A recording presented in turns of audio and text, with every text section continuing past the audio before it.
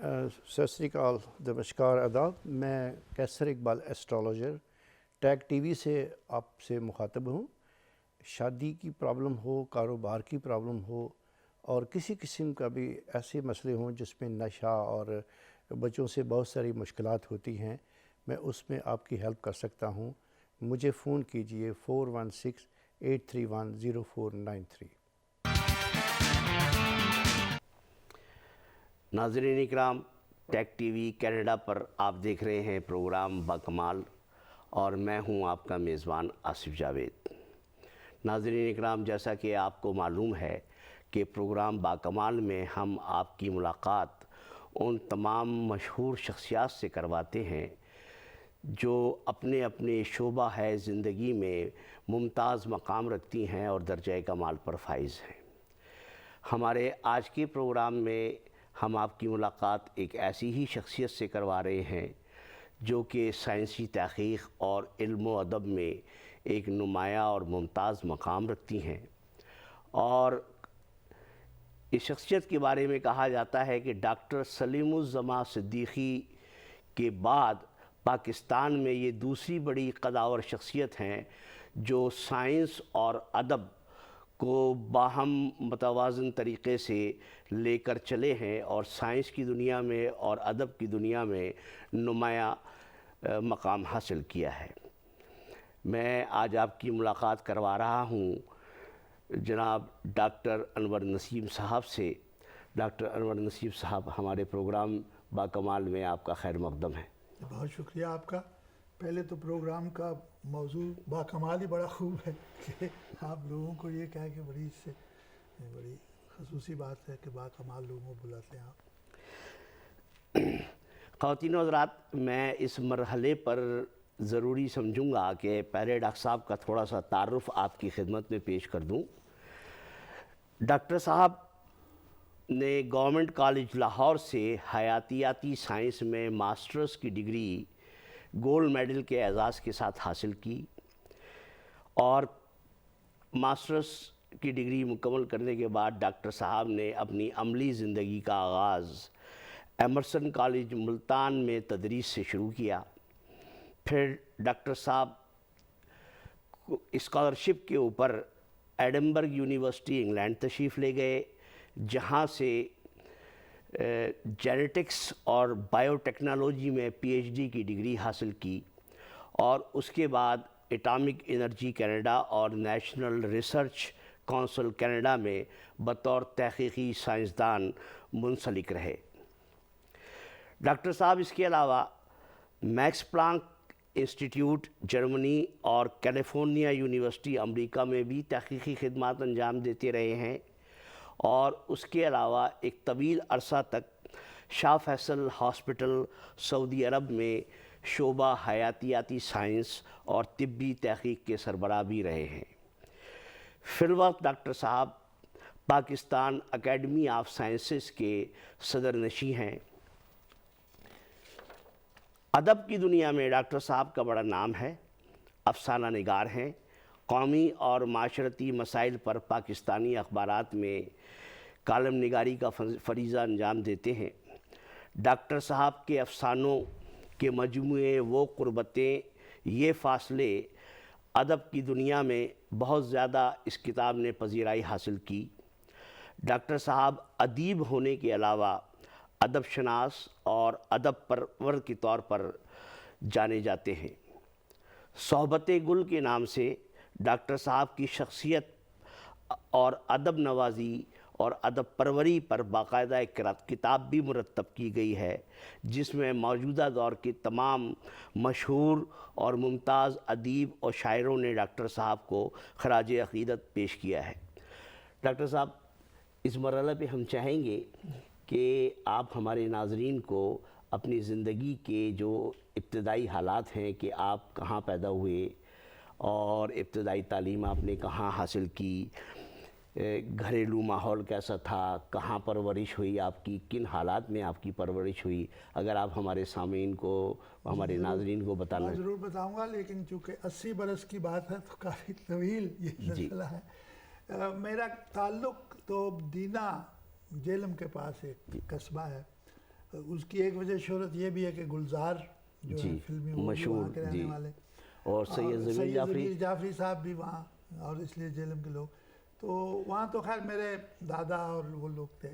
اچھا، جہلم میں صرف قد آور شخصیات جو ہیں سائز کے حساب سے، قد کے حساب سے، لیکن ادب میں بھی قد آور شخصیات پیدا ہوتی تو ہیں، لیکن اکثر لوگ اس پہ تعجب کرتے ہو، کہتے ہیں کہ جہلم کے لوگ تو اکثر فوج مارشل ریس کے، لیکن خیر میں جی وہاں سے، میرے والد پولیس میں تھے جی، تو سیالکوٹ کے ضلع سے انہوں نے اپنے ملازمت کا آغاز کیا، جی، پسرور میں پیدا ہوا، اچھا، اور اب گزشتہ سال دسمبر میں 80 برس کا ہو گیا۔ جی، تو ابتدائی تعلیم تو میری چھوٹے چھوٹے قصبے جو تھے سیالکوٹ میں، نارووال، ڈسکا، ادھر جہاں جہاں ان کا تبادلہ ہوتا، لیکن جو میری پہلی یاد ہے وہ کنگن پور، ایک چھوٹا سا قصبہ ہے چونیا اور قصور کے قریب، وہاں 5ویں 6ٹھی جماعت میں پڑھتا تھا میں، تو وہ مجھے وہاں کی تفصیلات یاد ہیں۔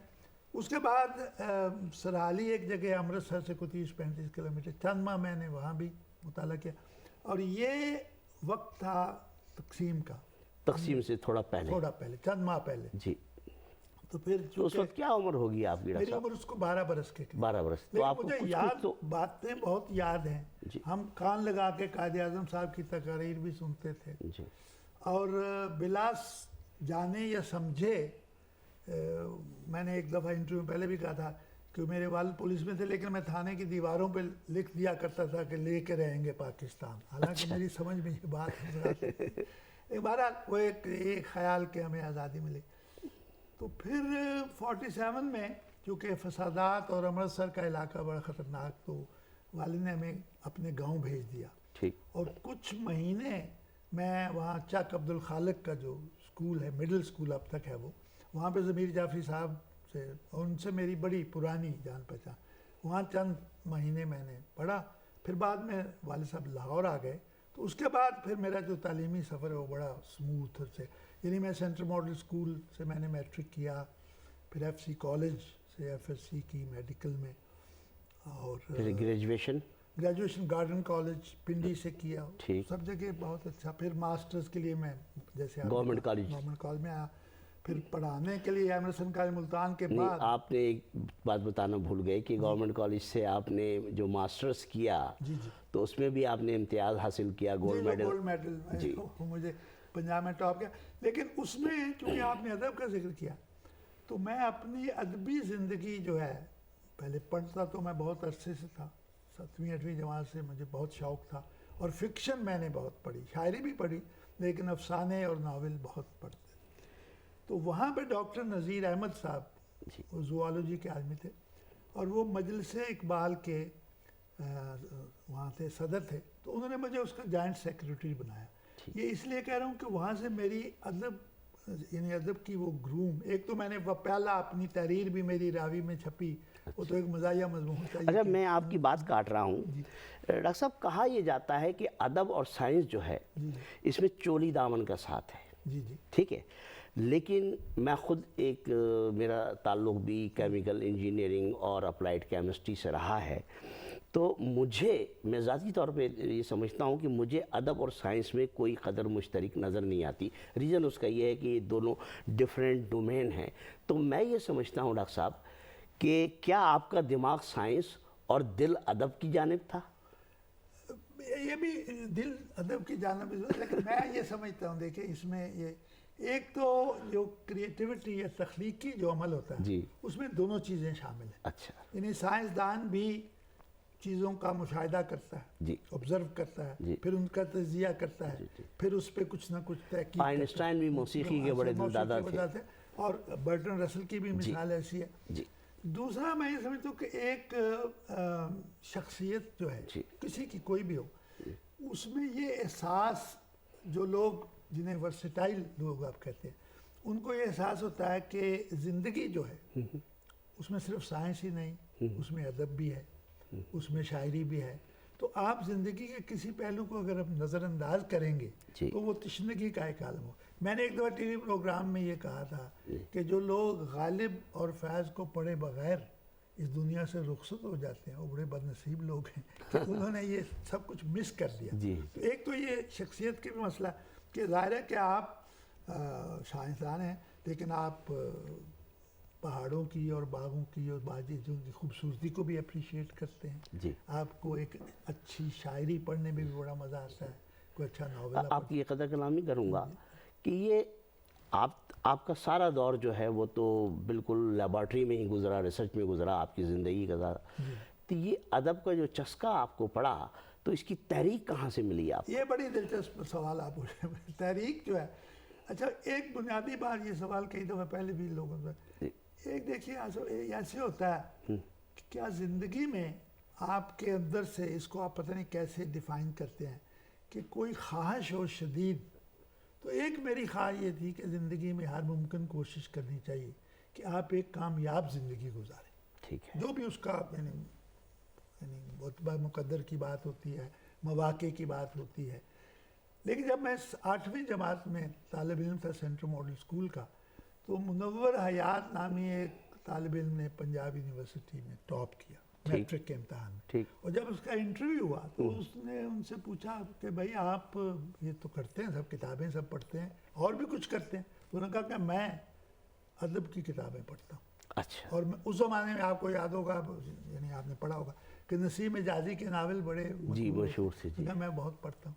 تو مجھے یہ آپ کو انسپریشن وہاں سے ملا کہ صاحب یہ کامیاب زندگی میں. اور پھر مجھے یہ احساس ہمیشہ ہوتا تھا کہ یہ یکسوئی سے کام کرنا اپنی جگہ اس کی خصوصیت اچھائی تو ہے, لیکن یہ جو زندگی کے سارے دوسرے پہلو ہیں ان کو نظر انداز کرنا یہ بھی تو اچھی بات نہیں ہوگی. تو پھر میں نے اس زمانے پڑھنا شروع کیا اور پڑھتا ہی چلا گیا, پھر پڑھتا ہی رہا, پڑھتا رہا. آج تک بھی میں سمجھتا ہوں کہ یہ تو خیر غلط ہوگا دعویٰ کرنا ہر چیز پڑھی, لیکن جو بھی اس زمانے میں لکھا گیا, جو کہانیاں لکھنے والے, جو بھی ادب آپ کی نظر سے گزر سکتا تھا پاسبلٹیز, اس کو آپ نے پڑھا. آنا لائبریری سے مستفید ہوا, وہ کتابیں لی.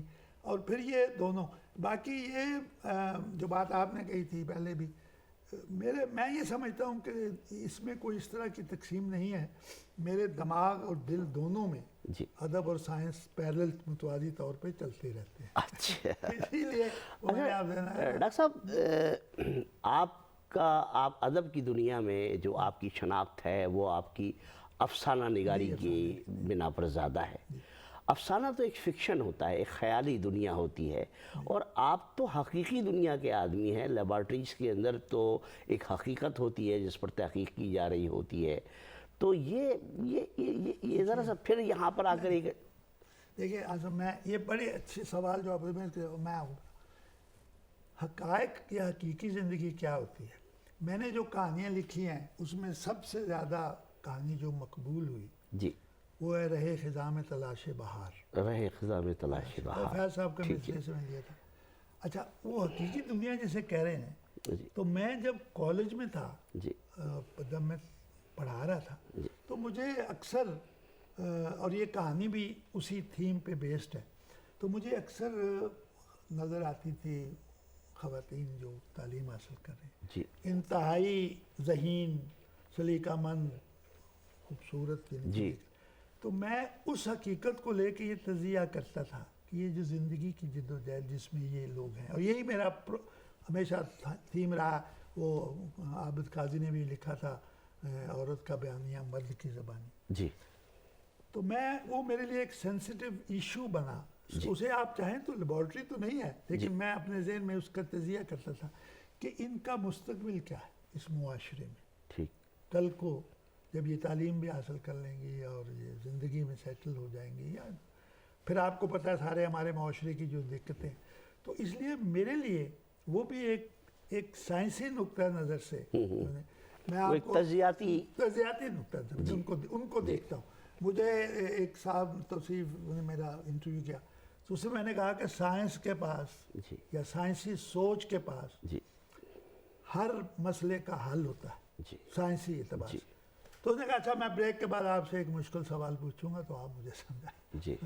تو میں نے کہا بتائیے. میں نے کہا یہ بتائیے کہ ساس اور بہو کا جو رشتہ ہے اس کو بہتر بنانے کا سائنسی حل کیا ہے؟ زبردست. اچھا, میں نے اسے کہا کہ اس کو بہتر بنانے کا سائنسی حل یہ ہے کہ بچپن سے ہی آپ بچیوں کو یہ تعلیم دینا شروع کر دیں کہ آج آپ بچی ہیں, कल आप बीवी होंगी जी। और कुछ अरसा बाद आप सास होंगी। जी तो ये मत भूलिए कि ये सारे जो फेजेस हैं इनमें से आपको गुजरना है, और इसलिए साइंटिफिक हल यही है कि आप अपनी शख्सियत को इस तरह से मोल्ड करें जी। कि आप उन सारी सिचुएशन से, उन सारे रोल से, ये मैं ये आपको एक मिसाल दे रहा हूँ, इसको मेंटली प्रिपेयर। मेंटली जी करें।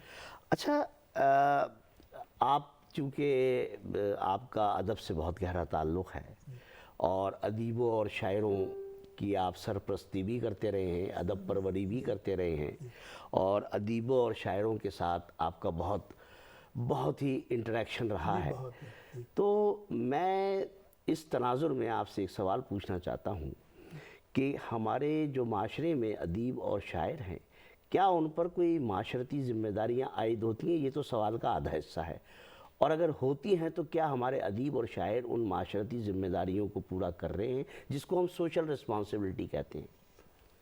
देखिए जी, पहली बात तो ये कि यकीनन माशरती इस तरह की जिम्मेदारियां तो हर तबके पे हैं। जी आप अगर एक उस्ताद हैं, आप पढ़ाते हैं, मैं पढ़ाता रहा हूँ, तो भी आपकी ज़िम्मेदारी अपने तलबा और तालिबात तक वो बातें पहुँचानी। जी तो इसलिए जाहिर है कि इसके साथ ही कभी बाद में मैं मीडिया पे भी जी। ख़ास तौर पे, चूँकि ये मसला मौजूद है, आप लोग मौजूद हैं, उस पर भी थोड़ी सी बात करूँगा कि मीडिया की अपनी जिम्मेदारियाँ क्या, वो क्या कर रहे हैं।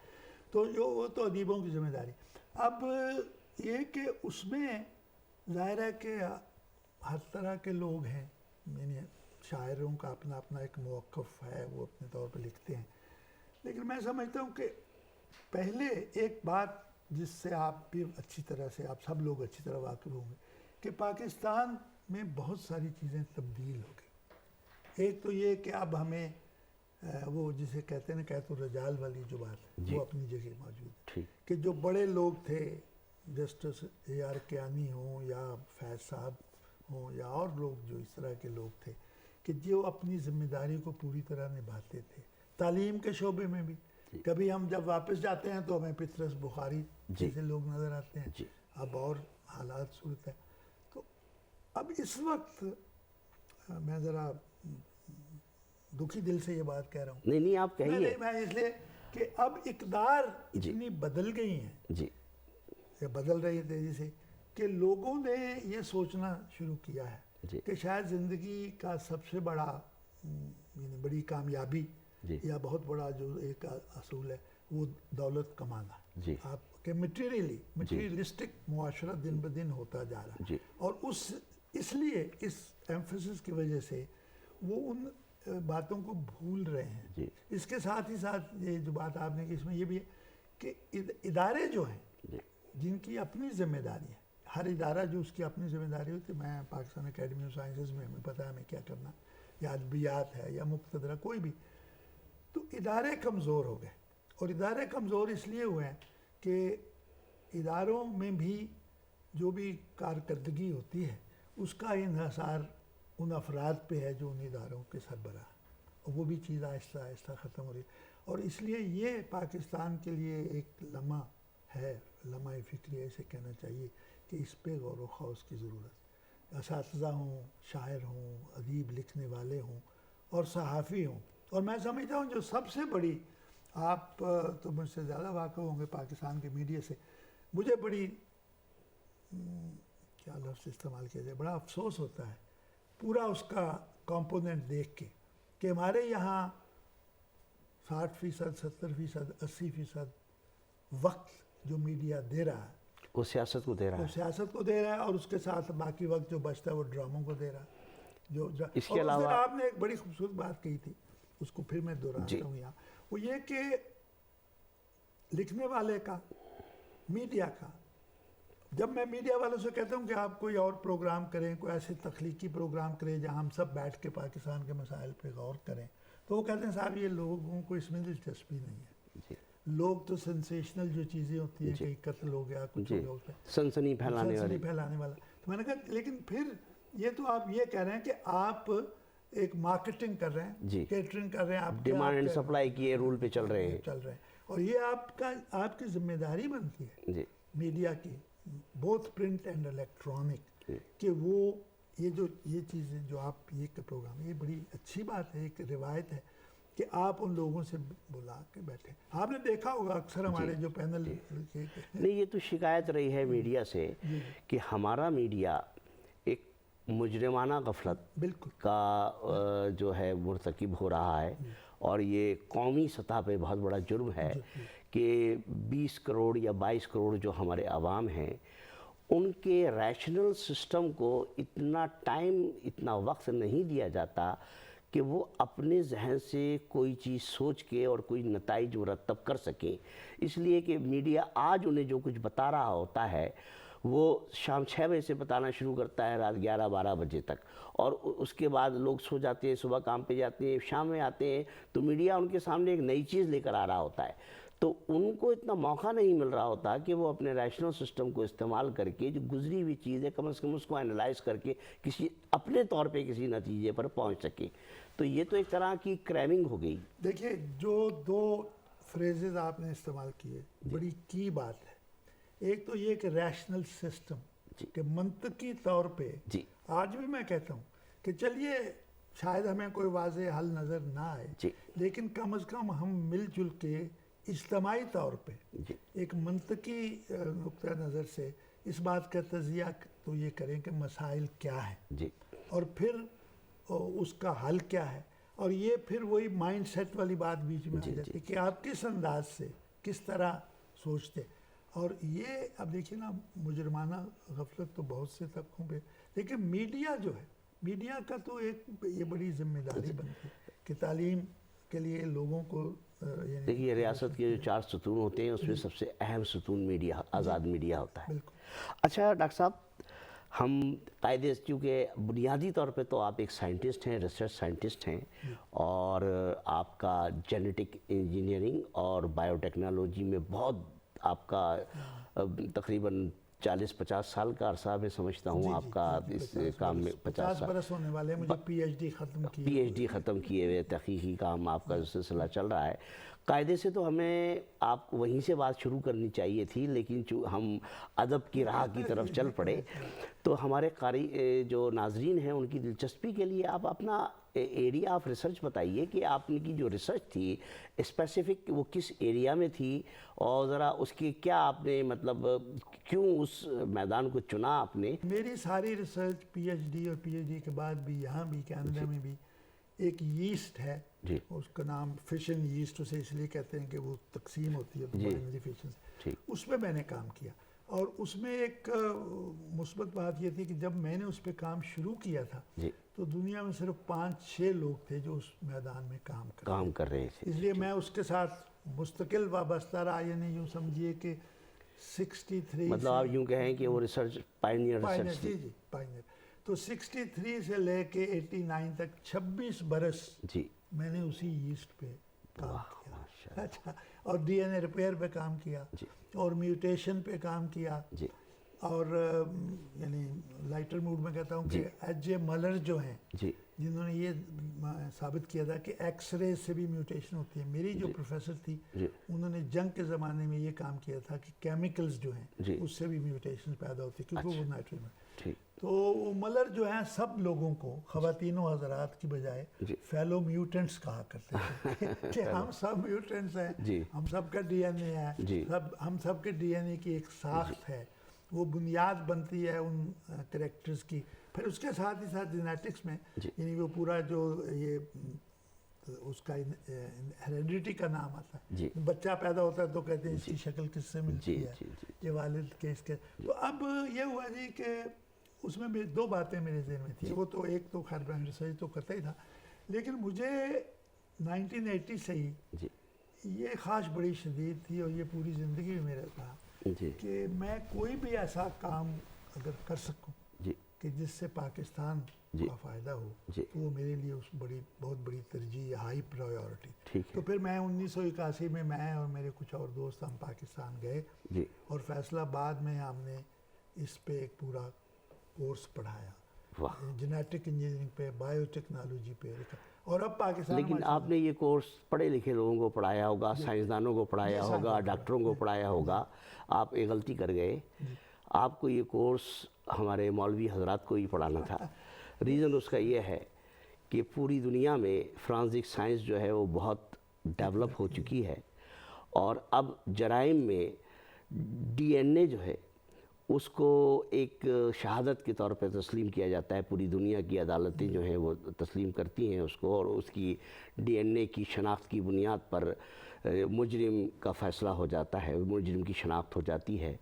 ہمارے ملک کے اندر آپ کو پتہ ہے کہ زنا بالجبر کے واقعات کافی عام ہیں، اور اس قسم کے کیسز کے اندر پاکستان میں ایک اسلامی شرعی کونسل ہے جس کے چیئرمین نے میڈیا پر یہ بالکل اعلان کیا کہ ہم زنا بالجبر کے کیس میں ڈی این اے کو شرعی شہادت نہیں مانتے.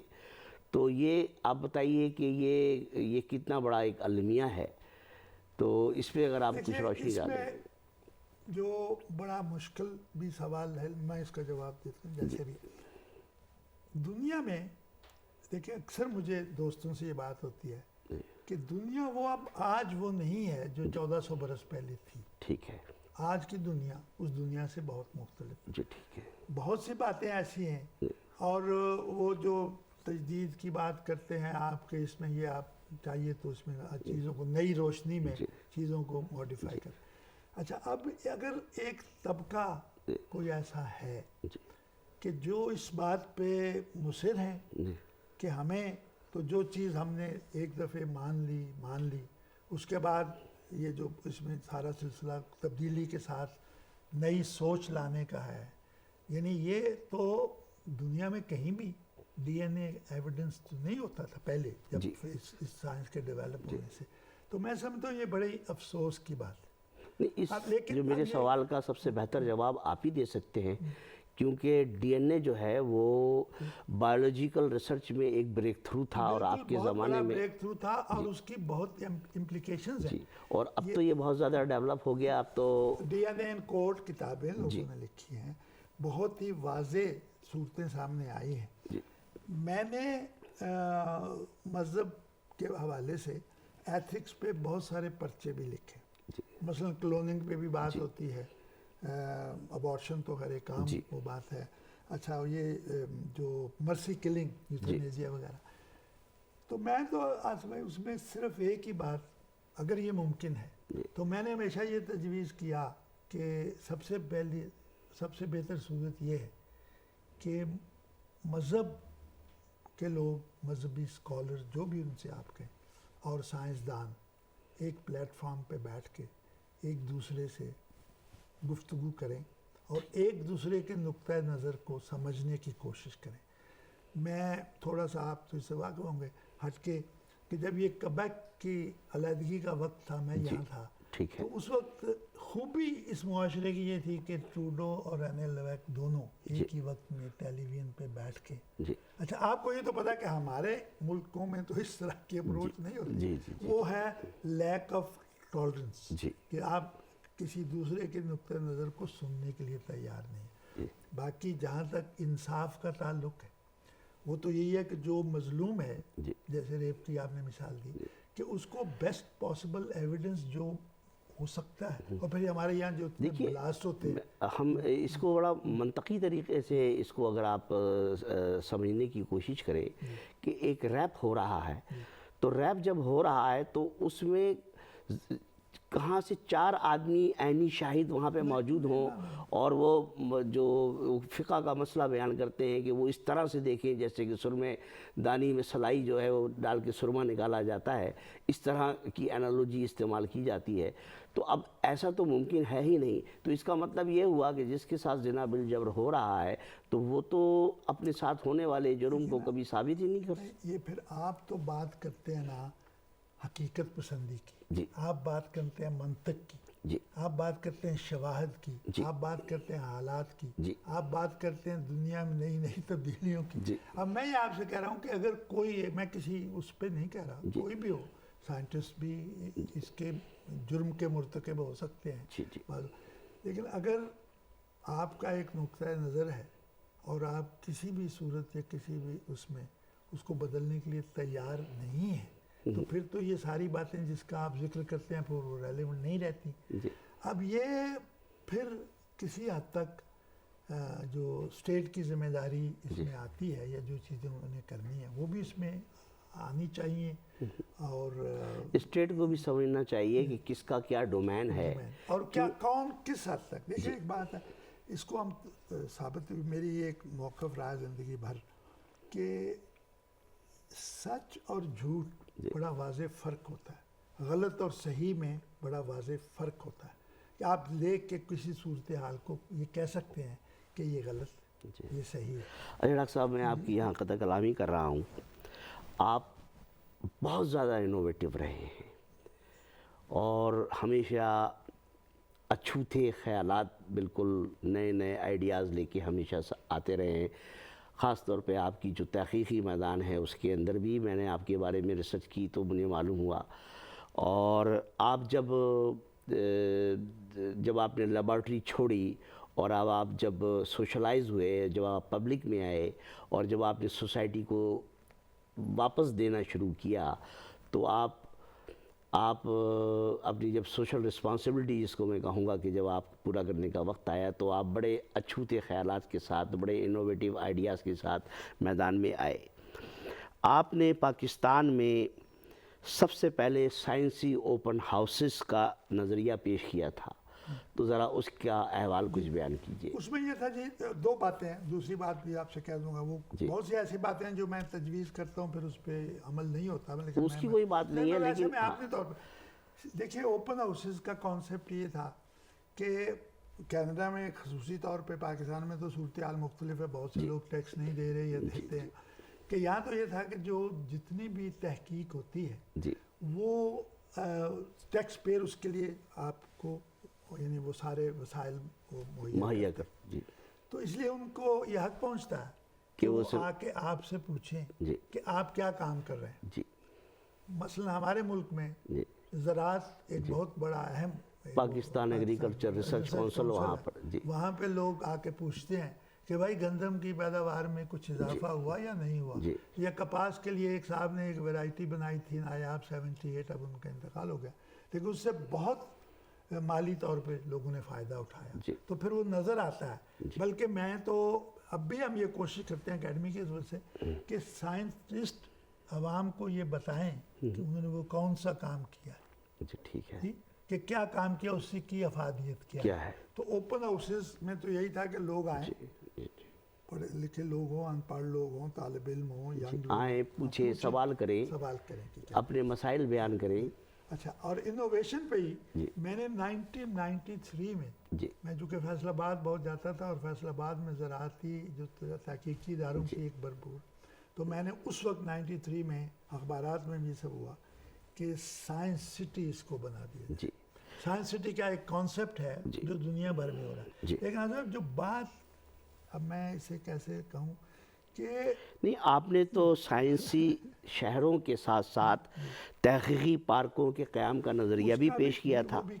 اچھا، بات یہ ہے کہ اس کی بنیادی جو بات جو آپ بھی کرتے ہیں، سب لوگ کرتے ہیں، وہ یہ کہ مجھے ایک دفعہ بی بی سی والوں نے ایک سوال پوچھا کہ جی آپ یہ جی ایم او جو کراپس ہیں اس کے حق میں ہیں یا خلاف ہیں. تو میں نے ان سے یہ کہا کہ میں ہر اس بات کے حق میں ہوں جو پاکستان کے لیے فائدہ مند ہو. میرا بنیادی موقف تھا. اب اس میں سائنس پارک کی آپ بات کریں، آپ شہروں کی بات کریں، آپ افراد کے رول کی بات کریں، جو بھی، لیکن جو آپ کا فوکس ہے وہ مستقل اپنے ملک پہ رہتا ہے، اپنے ملک کے حالات پہ رہتا ہے، اپنے ملک کی سوچ جو ہے اس میں یہ سارا سلسلہ چلتا رہتا ہے. اچھا ڈاکٹر صاحب، چونکہ آپ ادب سے بہت زیادہ وابستہ ہیں، اور ابھی آپ نے کہا تھا کہ بھئی جس نے علامہ اقبال کو نہیں پڑھا، یا جس نے فیض کو نہیں پڑھا، یا جس نے غالب کو نہیں پڑھا، تو سمجھو وہ پیدا ہی نہیں ہوا. اور آپ علامہ اقبال کی جو فکر اور فلسفہ ہے اس سے زیادہ متاثر بھی مجھے نظر آتے ہیں. تو آپ نے اس فلسفے علامہ اقبال کا جو ہے کہ جی ہر فرد ہے ملت کے مقدر کا ستارہ، اس فلسفی سے متاثر ہو کر آپ نے ایک نان گورنمنٹل انڈیویجولز NGIs کا جو آپ نے ایک کنسیپٹ، ایک نظریہ پیش کیا. تو اس کو تو خیر قومی سطح پر بڑی جو پذیرائی ملی تھی جب یہ پہلی دفعہ آپ نے نظریہ پیش کیا، تو ہم چاہیں گے کہ ہمارے ناظرین کو آپ یہ، کیونکہ ہمارے ناظرین کو این جی اوز کے بارے میں تو بہت اچھی طرح پتہ ہے، لیکن این جی آئیز کے بارے میں، نان گورنمنٹل انڈیویجولز کے بارے میں نہیں معلوم، تو ذرا اس کے بارے میں آپ اس میں میری ساری سوچ کی بنیاد، جی جیسے میں نے آپ سے پہلے کہا تھا کہ پاکستان کی فلاح و بہبود پہ فوکس ہوتی ہے اور سوچ بھی ہے. جی اچھا، ایک تو سائنس کے حوالے سے یہ بات میں بھول نہ جاؤں، میں اکثر کہتا ہوں یہاں تو سامعین آپ کے ناظرین نہیں، جب میں بچوں اور بچیوں سے بات کرتا ہوں جی تو میں ان سے کہتا ہوں کہ میں آپ کو چیلنج کر رہا ہوں جی کہ آپ مجھے زندگی کا کوئی پہلو بتا دیں جی ٹھیک جس ہے، میں سائنس انوالو نہیں، نہ ہو. جی بالکل، میں آپ کو انعام دوں گا اگر آپ اس کا کوئی کوئی جواب. اچھا، لیکن اس کے ساتھ یہ جو حیات سے لے کے موت تک ہر ہر چیز. چیز میں، خواہ وہ مرض ہے خواہ وہ جی ماحول. جی اچھا، جی جی لیکن اس کے ساتھ ہی ساتھ یہ جو این جی آئی کی آپ بات کرتے ہیں وہ یہ کہ مجھے، جیسے میں نے آپ سے کہا کہ 1947 12 برس کی عمر سے سوچی، تو میں اکثر میرے ذہن میں ایک سوال رہتا ہے کہ کون سا ایسا سٹیپ ہے یا قدم ہے، کوشش ہے یا کاوش ہے جس سے اس ملک میں بہتری ہو سکتی ہے. تو مجھے ٹوکیو جاپان سے ایک دعوت نامہ آیا تھا، وہ بات طویل ہو جائے گی، لیکن بہرحال بھوٹان میں وہ نیشنل گروس ہیپینس کو میئر کرتے ہیں کہ بھائی کتنے لوگ. یہ بتائیے ہمارے ہم چاہتے ہیں ہمارے ناظرین بڑی مزے کی بات ہے. جی ایک چھوٹا سا ملک ہے بھوٹان کے بادشاہ نے کہا جی کہ مجھے جی ٹی پی اے سے دلچسپی، جی ڈی پی سے دلچسپی نہیں ہے. میں یہ چاہتا ہوں کہ اس ملک میں کتنے لوگ خوش ہیں، جی اور اس کو وہ کہتے ہیں gross national happiness, gross national happiness. اور اس پہ انہوں نے باقاعدہ بڑے مقالے لکھے. میری بات بھی ان سے ہوئی، میں نے اس سے کہا، تو میں اس پہ سوچنا شروع کیا کہ یہ کیا صورت ہے. پھر دوسری بات یہ جو این جی آئی کی آپ بات کرتے ہیں، اور یہ میں یہاں بھی سوال اٹھا کینیڈا میں بھی. آپ دیکھیے کسی بھی ملک میں، کسی بھی معاشرے میں ایک تکون ہوتی ہے، فنکشنل تکون سے، اس میں حکومت، اس میں این جی اوز، اور اس میں باقی لوگ. اب کوئی ٹائٹل بہتر بھی ہو سکتا تھا، لیکن میں نے گورنمنٹ این جی اوز کے ساتھ این جی آئی سمجھا کہ اس مطابق کہ لوگوں کو بھی.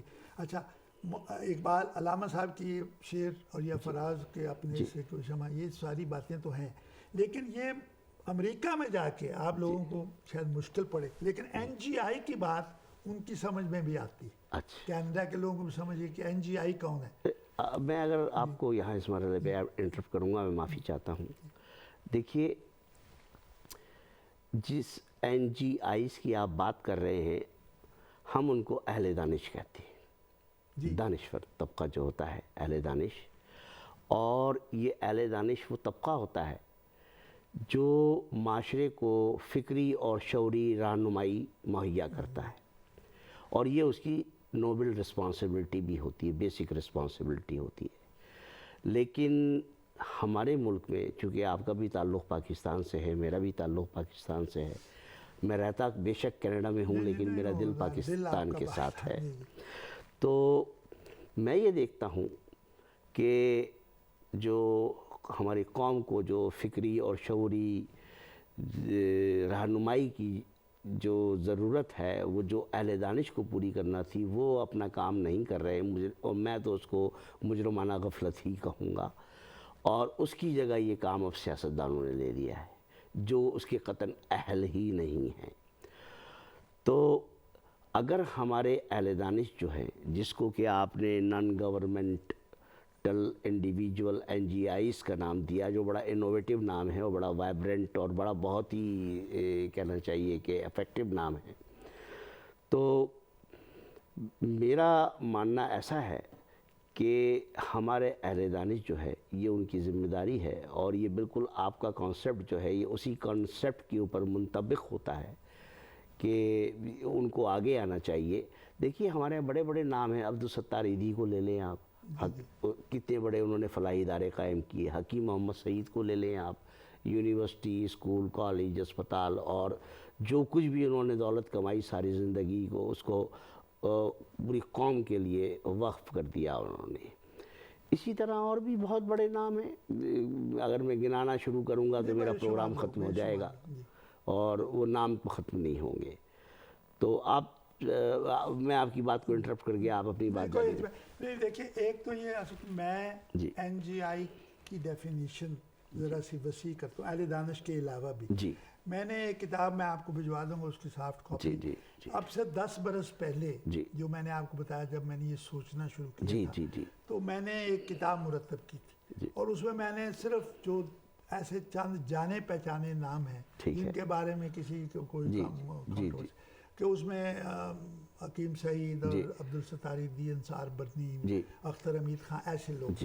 اور وہاں میرا مفروضہ بنیادی یہ تھا کہ پاکستان کی تمام تر خامیوں کے باوجود اسی معاشرے میں رہتے ہوئے ان لوگوں نے اتنے اچھے اچھے اور بڑے بڑے کام کیے. ایک بات تو یہ. دوسری بات یہ ہے, اور یہ کبھی ایسا موقع ہے آپ آئیں یا اسلم وہاں آئیں تو میں آپ کو دکھاؤں کہ بے شمار لوگ ایسے ہیں پاکستان میں جن کو شہرت کی نہ کوئی خواہش ہے اور نہ ان کو شہرت. ادیب رضوی, جی ادیب رضوی, اچھا بے شمار لوگ. جی. اچھا, اور میں جہاں بھی گیا, چھوٹے چھوٹے گاؤں میں بھی گیا, قصبوں میں جاتا ہوں. اب یہ سلطانہ فاؤنڈیشن وہاں اسلام آباد میں, کہ لوگ کام کر رہے ہیں اور لگن سے کام کر رہے ہیں اور محبت سے کام کر رہے ہیں.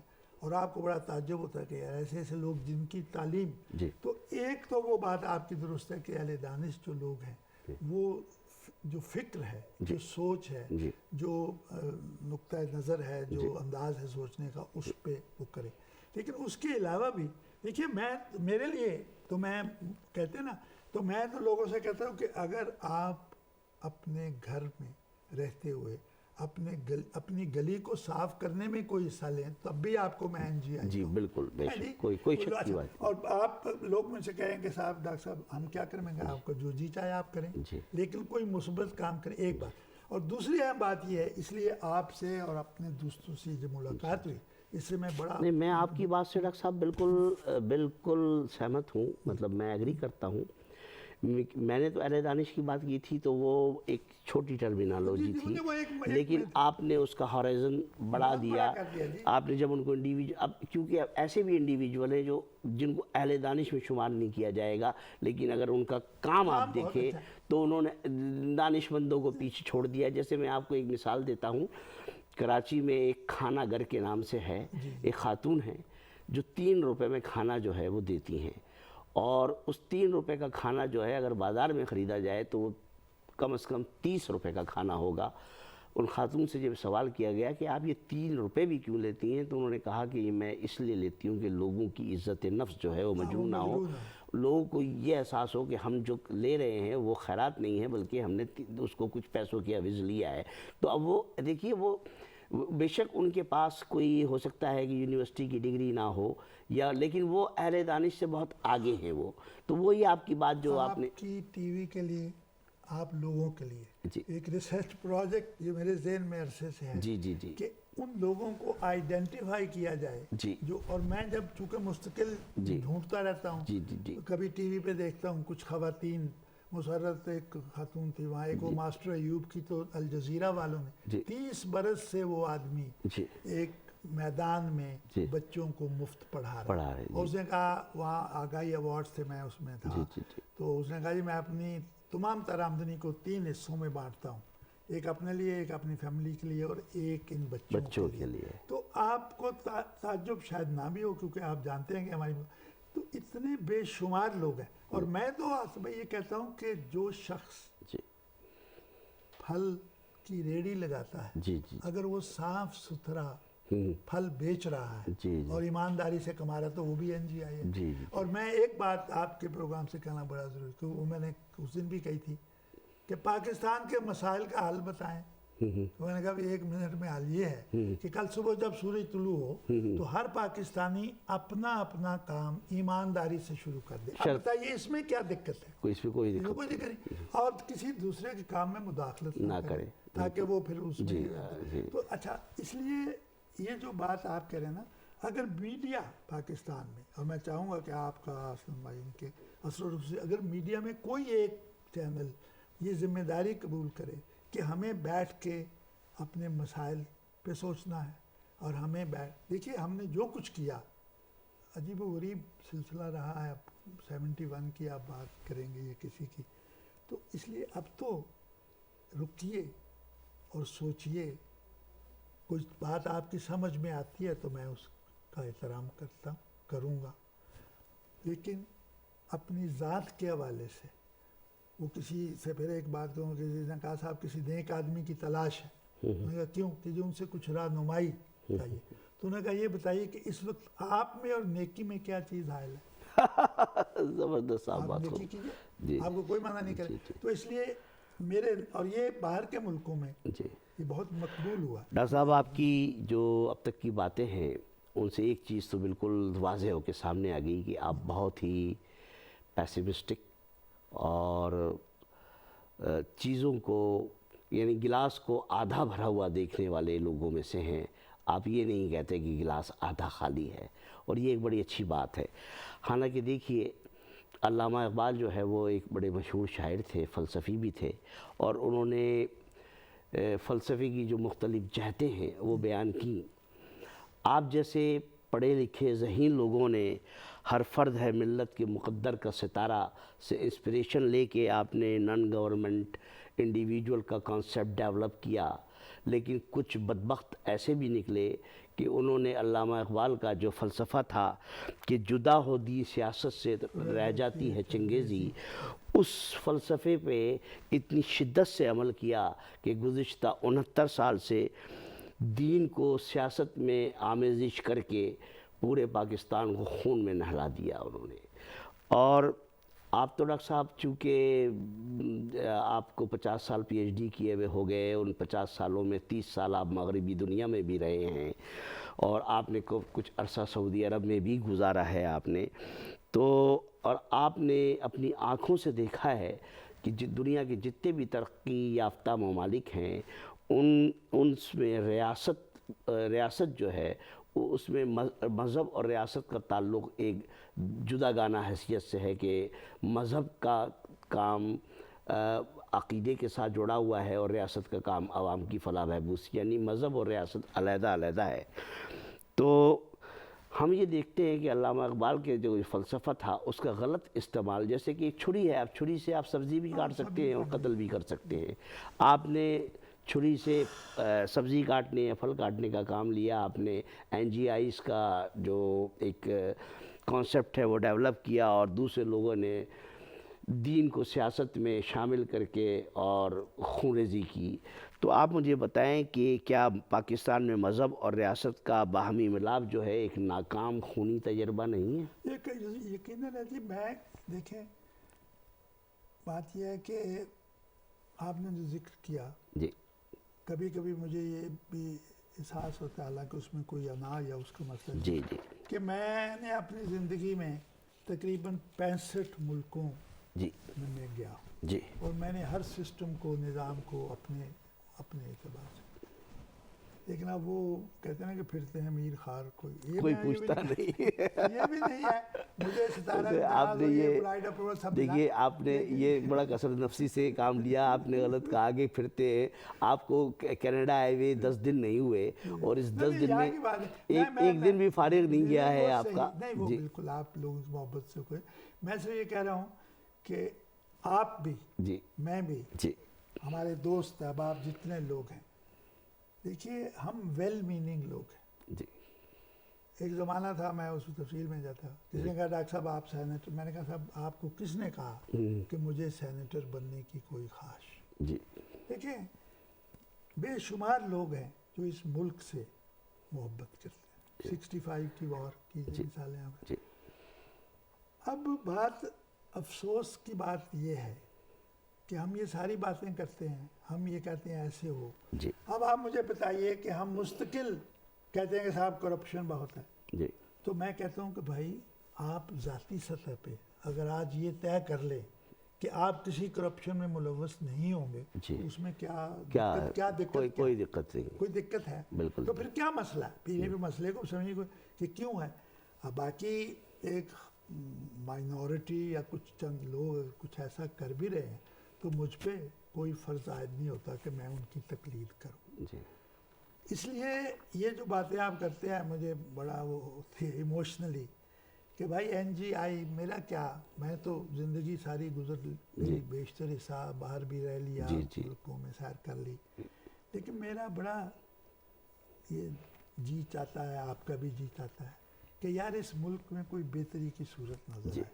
اس میں جو بات آپ نے کہی تھی کہ نظام کو آپ نے لیا، اور پہلے کہا گیا قائد اعظم صاحب کی ذریعے سارا، لیکن افسوس اس بات کا ہے، میں لوگوں سے کہتا ہوں کہ اگر آپ اعداد و شمار پہ جائیں تو پاکستان حکومت میں کتنے لوگ شامل ہوں گے؟ 500، 2000، 5000، باقی 200 ملین لوگ بچے ہوئے ہیں۔ وہ لوگ کیا سوچتے ہیں، کیا کرتے ہیں، کیا کرنا چاہتے ہیں، اس پہ کوئی توجہ نہیں دے رہا، اور وہ لوگ ہیں جو اس سارے عمل میں سفر بھی کر رہے ہیں، تھر پارک پر، یہ سب چیزیں آپ کے سامنے ہیں۔ تو اس لیے بھائی ڈاکٹر صاحب یہ آپ نے تھر پارک کا ذکر کیا، اور مجھے اس سے بڑا کیا کہتے ہیں بڑا ریلیونٹ ایک کویسچن میں آپ سے کرنا چاہتا ہوں، اور آپ کی چونکہ ایکسپرٹیز بھی مالیکولر بائیولوجی، بائیو ٹیکنالوجی اور جینیٹیکل انجینئرنگ سے ہیں، اور دیکھیے ہمارا پاکستان اور انڈیا ایک ساتھ آزاد ہوئے، جو ہمارا پڑوسی ملک ہے انڈیا، اس نے مقامی خام مال اور دستیاب وسائل اور جو مقامی افرادی قوت ہے اس کو استعمال کر کے، جس کو ہم کہتے ہیں انڈیجینس ٹیکنالوجی ڈیولپمنٹ، اس انڈیویجول ٹیکنالوجی ڈیولپمنٹ کے ذریعے انہوں نے اپنے انفراسٹرکچر کو مضبوط کیا، اپنے یہاں انڈسٹریز لگائیں جو انڈیجینس ٹیکنالوجی پہ ڈپینڈ کرتی تھیں۔ اب میں ابھی تک چند سال پہلے تک میں دیکھتا تھا کہ وہ 50 سال پرانی ایمبیسڈر کاروں کے اندر ان کا وزیر اعظم پھرتے تھے، اب کا تو مجھے معلوم نہیں ہے۔ تو انہوں نے انڈیا نے اپنی صنعت اور زراعت کے شعبے میں بہت زبردست ترقی کی اور خود کفالت کا درجہ حاصل کیا، جبکہ ہم ابھی تک امپورٹ پر ہی گزارا کر رہے ہیں۔ تو میرا پوچھنا یہ ہے کہ ہم اب تک یہ مقام کیوں نہیں حاصل کر سکے انڈیجینس ٹیکنالوجی ڈیولپمنٹ کی طرف؟ بات یہ ہے، میں ہندوستان بے شمار دفعے گیا، جی ہندوستان تھے، کبھی دوستوں سے مذاق میں کہتا ہوں کہ میں نے آپ کے ملک کے زیادہ شہر دیکھے ہیں، آپ نے کم دیکھے۔ جی جی انسانی تاریخ میں جی پھر وہ NGI پہ بات آ جاتی ہے جی کہ افراد یا کوئی ایک فرد جی اتنی بڑا اس کا وہ تاریخ کا دھارا بدلنے میں کامیاب ہوتا ہے کہ جب پنڈت جواہر لال نہرو کو امریکہ سے مدد ملتی تھی جی تو اس نے یہ کہا کہ ہمیں آپ 12 جی انڈین انسٹیٹیوٹ آف ٹیکنالوجی دے دیں، اور ہمیں کچھ نہیں چاہیے، ہمیں تیل نہیں چاہیے، آٹا دال چاول شکر نہیں چاہیے، ہم امریکہ کے ساتھ ہاتھ ملاتے ہوئے گندم کی بوریاں دکھاتے تھے، جی جی جی، اور اونٹ کے گلے میں شکریہ امریکہ کا بورڈ لٹکا دیتے تھے۔ اب خود صدر فاروق لغاری یہ سب لوگ کہتے ہیں کہ صاحب اگر یہاں کسی نے یہ نہیں کیا اور پنڈت جواہر لال نہرو نے وہاں کیا، سائنس کے حوالے سے بھی یہی بات ہے، میں کسی کا نام نہیں لوں گا، صرف یہ کہ میں نے ضمیر جعفری صاحب سے کہا کہ مجھے ایک مزاحیہ کتاب لکھنی ہے پاکستان کے سائنس کے جو وزیر تھے ان کی حماقتوں پہ کہہ لیں آپ سیدھا ان پہ لکھ۔ تو تاریخ جو ہے وہ ایک بہت ہی خوفناک حقیقت بن جاتی ہے۔ بالکل بالکل، وقت گزرنے کے ساتھ تاریخ خوفناک حقیقت کی شکل میں سامنے آ میں آپ کے پروگرام سے یہ سوال شاید نہ اٹھاتا، لیکن آپ چونکہ بار بار آتے تھے کہ میں نے اسے یہ کہا کہ صاحب آئیے ہم بیٹھتے ہیں اور یہ کہتے ہیں آپس میں مل کے کہ ہم نے 1947 کے بعد آج تک کتنے صحیح فیصلے کیے، پاکستان نے کتنے صحیح فیصلے کیے کسی بھی حوالے سے، کہ اردو قومی زبان ہوگی، بنگالی نہیں ہوگی، مشرقی پاکستان کے لوگوں کی کوئی اہمیت نہیں آئے گی۔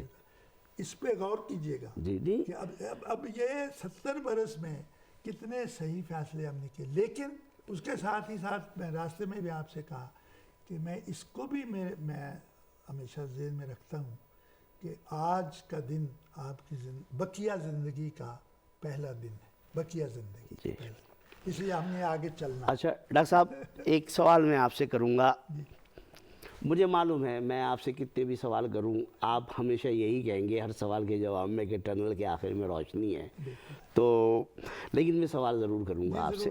دیکھیے ڈاکٹر صاحب، جب ملک میں ایسے حالات ہوں کہ خودکش بم دھماکوں سے معصوم عوام مر رہی ہو، ٹھیک ہے، اور فرقہ واریت اور مذہبی جنونیت اپنے عروج پر ہو، ملک کی معیشت تباہ حال ہو، ٹھیک ہے، توانائی کا بحران ہو، اور آئی ایم ایف کے قرضوں تلے ملک دبا ہو، ایسے حالات میں میں آپ کی بات کر رہا ہوں ڈاکٹر صاحب، آپ سائنس کے ذمہ دارانہ برتاؤ، جس کے لیے انگلش میں آپ نے فریز جو ہے وہ ایجاد کیا کہ رسپانسبل کنڈکٹ آف سائنس، آپ ایسے حالات میں آپ responsible conduct of science per conferences کروا رہے ہوں، تو یہ میری سمجھ میں نہیں آ رہا یہ آپ کا کون سا ویژن ہے؟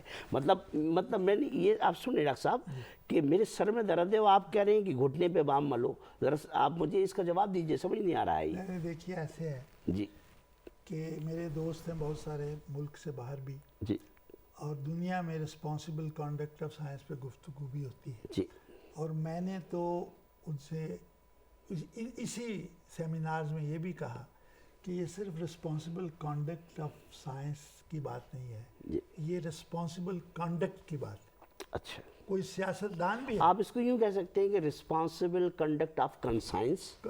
میں کہتا ہوں کہ Conscience؟ آپ کسی بھی جی شعبے میں ہوں، جی ذمہ دارانہ رویہ جی اور اپنی ذمہ داریوں کو نبھانا، جی۔ اس سے تو کوئی اختلاف نہیں۔ نہیں اس سے کوئی تو یہ جو باتیں آپ کہہ رہی ہیں، یہ میں نے اس دن بھی کہا تھا، دوبارہ کہتا ہوں کہ ٹھیک ہے، آپ کے سامنے گھر میں وہ چڑیا والی کہانی کہ ایک ایک قطرہ ڈالنے سے بات بنتی آگے، آپ کے سامنے یہ سب کچھ ہو رہا، میں دیکھتا ہوں، میری نواسی پاکستان آتی ہے تو ٹی وی لگے تو دھماکہ، اس کے ذہن میں یہ بات ہے کہ یہاں یہی خبر ہوگی۔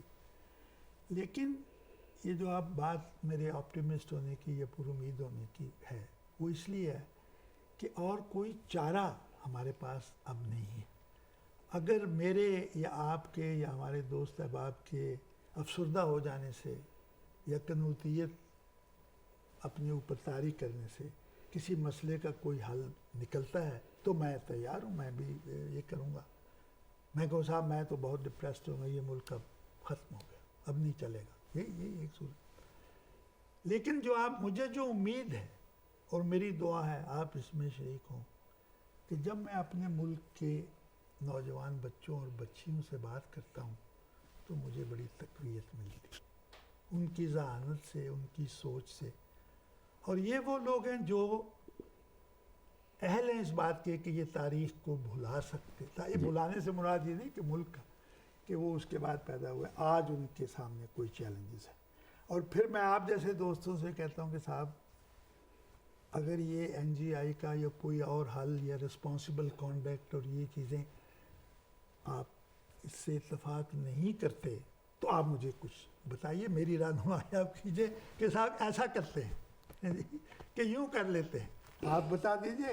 یہ یا اسلم یہ اتنے فعال لوگ بیٹھے ہیں جو سب کچھ کرتے ہیں، جن کو بتائیں مجھے کہ صاحب میں کل سے میں بھی کہوں گا نہیں صاحب میں بھی آپ کے ساتھ گریہ زاری میں شریک ہوں، اور صبح اٹھتے ہی میں بھی کہوں گا صاحب یہ کیا۔ وہ شعبہ ہاشمی کبھی مذاق میں کہتا تھا کہ سڑک پہ گرے ہوئے کیلے کے چھلکے سے کوئی آدمی پھسلتا ہے، گرتا ہے تو کہتا ہے یار یہ کیا ملک بنا دیا یہاں پہ۔ تو دیکھیے یہ نہیں ہے، یہی صورت ہے، یہی چلے گا، یہی آگے بڑھیں گے ہم۔ انہی بچوں کو، انہی بچیوں کو آپ کے جیسے پروگراموں سے یہاں بھی جو لوگ رہتے ہیں، اور آپ نے خود کہا جب میں کسی کانفرنس کی صدارت اگر کرتا ہوں تو میں کہتا ہوں یار یہ جو سفارشات کا معاملہ ہے نا، تو آپ کوئی ایسی سفارش یا کوئی ایسی ریکمنڈیشن نہ بتائیے جس پہ آپ نے خود عمل نہیں کرنا۔ تو اس لیے اگر آپ کو این جی آئی کا کانسیپٹ ناپسند ہے تو آپ بسنت شوق اپنی زندگی گزاریے، یا کوئی دوسرا کانسیپٹ لے آئیے، جو آپ چاہیے، یا کوئی دوسرا کانسیپٹ لے آئیے کہ صاحب یہ تو کوئی ایسے بیکار بات۔ لیکن میرے ذہن میں تو کوئی اور بات نہیں آئی، اور میں نے اس دن بھی آپ سے کہا تھا کہ میں دنیا کی کوئی طاقت مجھے این جی آئی بننے سے روک نہیں سکتی۔ I will keep doing what I have decided to do۔ اور میں نے یہ بھی آپ سے کہا تھا کہ کچھ بھی نہیں ہوگا، میں ناکام ہو جاؤں گا، آخر میں یہی ہوگا کے بعد میں کہوں کہ صاحب نہیں ہوا. آپ کے جذبے کو سلام کرتے ہیں کہ 80 سال گزارنے کے باوجود عمر عزیز کے آپ کا ہمت اور جذبہ آج بھی جوان ہے، ہم سے زیادہ جوان ہے. جبکہ اب دیکھیں نا، پھر وہی بات ہے کہ آج میں ہمت اور جذبے اور لگن سے محروم ہو جاؤں یا کر لوں اپنے آپ کو، تو اس میں کیا افادیت مجھے نظر. تو اسی حوالے سے ہم چاہیں گے کہ ہماری جو نوجوان نسل ہے اسے آپ کوئی پیغام دے. دیکھیے، نوجوان نسل کے لیے میں ہمیشہ ان سے یہ کہتا ہوں کہ آپ کہیں بھی رہتے ہوں، آپ کی شناخت پاکستان، اور میں کہتا ہوں کہ پاکستان ہمارا ہے، ٹھیک، ہمیں اس ملک کو اون کرنا ہے. We must own Pakistan. میں نے یہ بھی اخبارات میں بھی ہر جگہ کہی. اور نوجوان نسل ہماری، یہ میرا دعویٰ ہے کہ دنیا کے کسی بھی ملک سے وہ ذہانت میں، صلاحیت میں کم ہرگز نہیں ہے. میں نے بہت دنیا دیکھی ہے، ان کے اندر جذبہ ہے، جوش ہے، ذہانت ہے کہ وہ اپنی زندگی میں یہ طے کر لیں کہ انہیں کچھ نہ کوئی نہ کوئی مثبت کام ضرور کرنا، کوئی نہ کوئی جو ان کی پسند کا ہو، جو وہ چاہیں، اور وہ ایسا ہو کہ جس میں وطن عزیز کی محبت شامل ہو. ہم پاکستان سے محبت کرتے ہیں. آپ دنیا میں کہیں بھی چلے جائیں، میں جہاں بھی گیا پاکستان ہمیشہ میرے اس میں تھا. ٹھیک ہے، میں نے کبھی بچوں سے یہ بھی کہا کہ اگر آپ کے والدین یا والدہ والد اچھے لوگ نہ ہوں تو آپ انہیں ترک تو نہیں کرتے. محبت تو آپ کی ان کے ساتھ برقرار رہتی ہے، اسی جذبے کے ساتھ. اور یہ بچے، مجھے امید ہے بہت، انشاءاللہ this new generation will show کہ they are different and I'm sure کہ they'll behave. کبھی کبھی میرے دوست مجھ سے جھگڑا بھی کرتے ہیں کہ آپ ہمیں کہتے ہیں کہ ہم فیل جنریشن ہیں. تو میں کہتا ہوں یار میں اور کیا کہوں آپ سے، میں تو جو دیکھتا ہوں وہی کہتا ہوں. تو یہی میرا پیغام کہ we must continue to love Pakistan and do whatever little we can. Other than that کچھ بھی نہیں. آپ کا بہت بہت شکریہ. شکریہ آپ ہماری دعوت پر ٹیک ٹی وی اسٹوڈیوز میں تشریف لائے، آپ نے قیمتی وقت نکالا، اور آپ کے حوالے سے میں محترم اشفاق حسین صاحب کا بھی شکریہ ادا کرنا چاہوں گا کہ جن کی کوششوں کی وجہ سے یہ انٹرویو ممکن ہو سکا. اور آپ کا بہت میں شکر گزار ہوں کہ آپ نے انتہائی ٹائٹ اسکیجول میں حالانکہ کل آپ کی روانگی ہے اور آج آپ کی اور بھی مصروفیات تھیں، لیکن اس کے باوجود آپ نے ہمارے پروگرام کے لیے وقت دینا جو ہے گوارا کیا. ہم آپ کے انتہائی مشکور ہیں. میں 1 منٹ کوئی رسمی گفتگو نہیں، جی، لیکن وہ دل سے جو بات نکلتی ہے، اثر رکھتی ہے. میں بے حد آپ کا، اسلم بھائی کا، طاہر اسلم گورا، حلیمہ صاحبہ بیٹھی، جی، سب کا بے حد ممنون ہوں. اس لیے کہ پتہ نہیں میں جو باتیں کرتا ہوں یہ بے ربط ہیں یا اس میں کوئی ان کی بڑی ویلیو ہے جناب. لیکن آپ نے مجھے موقع دیا کہ میں آپ سے اور آپ کے توسط سے اس ملک میں رہنے والے لوگوں سے، مجھے اس ملک سے بھی یہاں بھی میں نے بڑا وقت گزارا ہے. اللہ تعالیٰ پاکستان کو سلامت رکھے. بہت شکریہ. بہت شکریہ. خدا حافظ. Number 1 multicultural channel. This is TAG TV.